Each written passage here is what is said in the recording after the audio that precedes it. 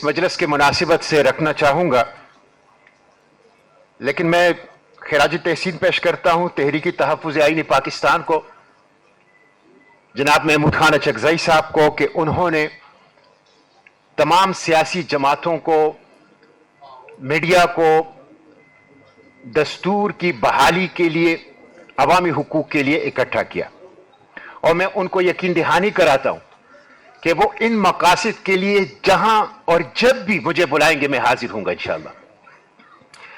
दिसंबर के अंदर यह कॉन्फ्रेंस हो रही है और दिसंबर में 2 वाकयात हुए हैं और दोनों वाकयात से हमारी एस्टेब्लिशमेंट और मुक्तदिरा ने कोई सबक नहीं सीखा।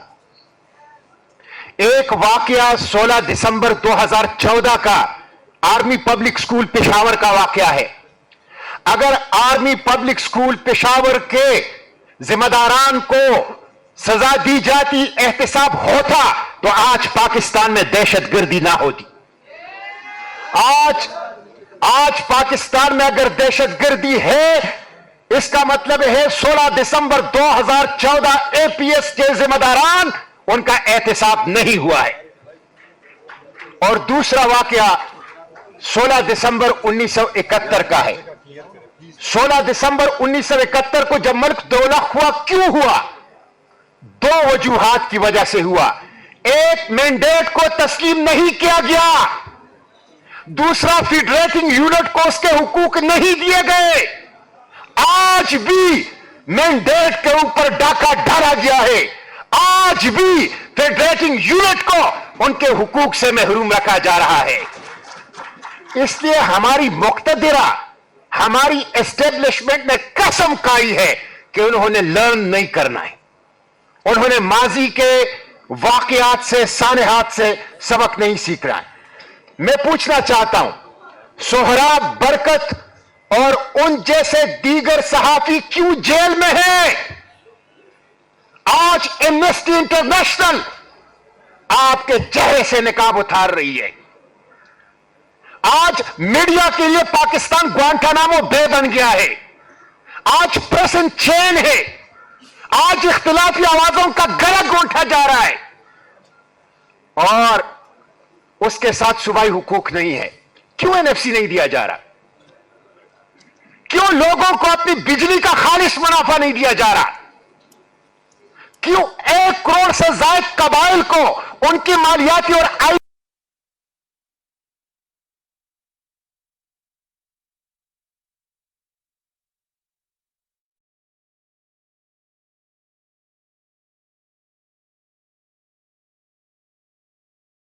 रिपोर्ट, उसके लिए एक चार्जशीट है। आईएमएफ की रिपोर्ट यह बात बताती है कि 6000 अरब रुपए का करप्शन हो रहा है। आईएमएफ की रिपोर्ट यह बात बताती है कि मईशत डूब रही है। आईएमएफ की रिपोर्ट यह बात बताती है कि पाकिस्तान की इकोनॉमी पर करप्शन के गहरे बादल छाए हुए हैं। शर्म आती है हमारे हुक्मरानों को। ये वो डोनर एजेंसी बता रही है जो आपकी मईशत को जिसने सहारा दिया हुआ है। बेरोजगारी है। मेरे नौजवान अपने मां बहन का जेवर बेच के, ट्रैक्टर बेच के, 5 मरले का घर बेच के इंसानी स्मगलरों को पैसे देते हैं और समंदरों में मछलियों के खुराक बन रहे हैं। और जो कानूनी रास्ते से एयरपोर्ट से जाते हैं, उनको आप एयरपोर्ट पर बेइज्जत कर रहे हैं, उनके पासपोर्ट फाड़ रहे हैं। ये आप मुल्क के नौजवानों को क्या पैगाम दे रहे हैं? न मुल्क के अंदर उनके लिए तालीम है, न मुल्क के अंदर उनके लिए रोजगार है, न मुल्क के लिए उनके अंदर इज्जत है। और जब वो बाहर जाते हैं तो पाकिस्तान के एयरपोर्ट को उनके बेइज्जती के मराकिज आपने बना दिए। और ये सारे मसाइल हैं मुल्क के, और इन मसाइल पे पार्लियामेंट वो अंगूठा छाप, रबर स्टैंप, गुलाम, स्क्रिप्टेड कार्रवाई का मरकज जाली पार्लियामेंट, वो खामोश है। वो अगर कानून साजी करती है तो 27वीं आईनी तरमीम की सूरत में। 27वीं आईनी तरमीम क्या है? 27वीं आईनी तरमीम अदलिया को बेख्तियार करना है, चंद लोगों के हाथों में ताकत का इर्तिकास करना है और इस्तिस्ना देना है। غیر آئینی، غیر شرعی، غیر اسلامی، غیر قانونی، غیر انسانی استثناء جسے پاکستانی قوم مسترد کرتی ہے. یہ ہے پارلیمنٹ کا کردار. میں اس دن عمران خان کی بہنوں سے یکجہتی کے لیے اڈیالہ جیل کے سامنے گیا. 3 گھنٹے مجھے لگے، 3 ناکوں سے مجھے واپس کیا گیا. انجانے سنسان راستوں پر میں 3 گھنٹے کے بعد رات 2 بجے ان کے پاس پہنچا. وہ کیا چاہتے تھے؟ وہ اپنے بھائی سے ملاقات چاہتے تھے. ان کا آئینی قانونی انسانی حق ہے، اور جب وہ ملاقات نہیں ہو رہی تھی تو وہ اپنی لیگل رائٹ آف پروٹیسٹ کو استعمال کرتے ہوئے وہاں دھرنا دیے بیٹھے تھے. میری موجودگی میں جب وہ مجھ سے اسرائیلی جیل میں گزرے ہوئے ایام کے واقعات سن رہے تھے تو اسی وقت واٹر کینن، لاٹھیوں اور پتھروں سے ان بزرگ خواتین کے اوپر حملہ کر دیا گیا. یہ فاشزم ہے، یہ فاشزم ہے.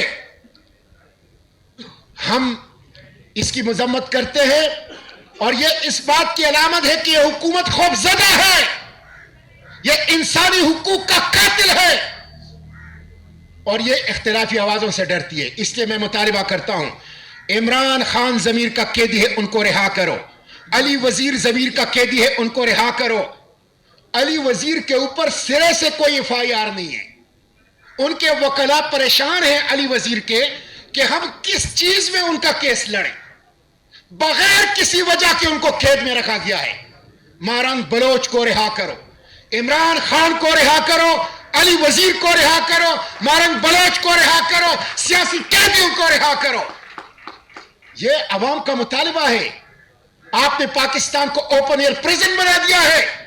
ایک وسیع و عریض قید خانہ ہے جو چند لوگ اس قید خانے کے جیلر ہیں. پاکستان کے 25 کروڑ عوام اس کو مسترد کرتے ہیں. انقلاب فرانس سے سبق سیکھو، سری لنکا سے سبق سیکھو، نیپال سے سبق سیکھو، بنگلہ دیش سے سبق سیکھو. وہاں پبلک اپرائزنگ ہوئی، کیوں ہوئی؟ 4 چیزیں تھی. ایک ایک جملے میں بتاتا ہوں.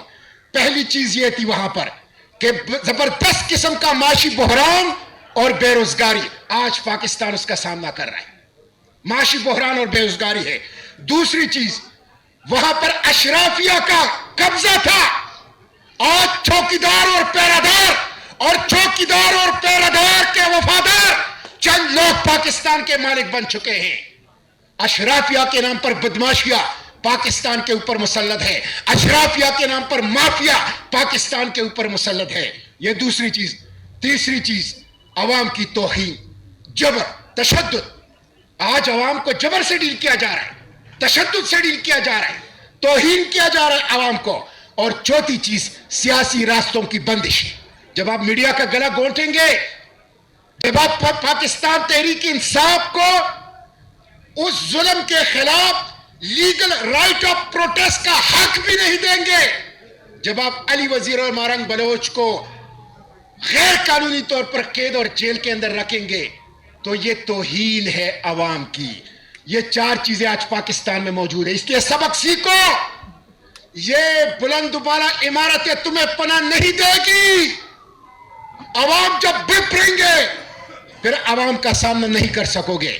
میں اپنی بات سمیٹتے ہوئے آخری بات یہ کہوں گا کہ میں فلسطین میں، اڈیالہ میں بھی آپ نے مجھے بند کر دیا کئی دفعہ بند کے اپنے ساتھیوں سمیت، اور اسرائیل کے جیل سے بھی میں آیا ہوں. اور میں بتا دینا چاہتا ہوں کہ 2 اسٹار امریکی جرنل کی سربراہی میں انٹرنیشنل اسٹیبلائزیشن فورس میں امریکی مقاصد کے لیے، اسرائیل کے اہداف کی تکمیل کے لیے پاکستانی افواج کی شمولیت کو پاکستانی قوم قبول نہیں کرے گی. انشاءاللہ ہم کسی صورت اس کو تسلیم نہیں کریں گے. اس لیے ہوش کے ناخن لو. اسرائیل کے لیے پاکستان کی افواج کا استعمال نامنظور، امریکہ کے لیے پاکستانی افواج کا استعمال نامنظور.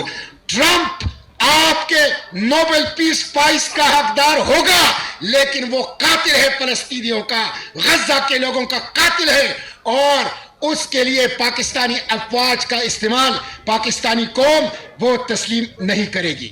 میں آخری بات عمران خان کی جو ہمیں سلمان اکرم راجہ صاحب نے بتائی ہے اس سے اتفاق کرتا ہوں. راستہ کیا ہے؟ مزاحمت مزاحمت مزاحمت مزاحمت مزاحمت مزاحمت. سڑکوں کے اوپر، چوکوں کے اوپر، چوراہوں کے اوپر، تعلیمی اداروں میں، پریس کلبوں میں، بار ایسوسییشن میں، شہروں میں، گلی اور دیہاتوں میں اس ظلم اور فاشزم کے خلاف مزاحمت. یہی راستہ ہے اور کوئی راستہ نہیں ہے.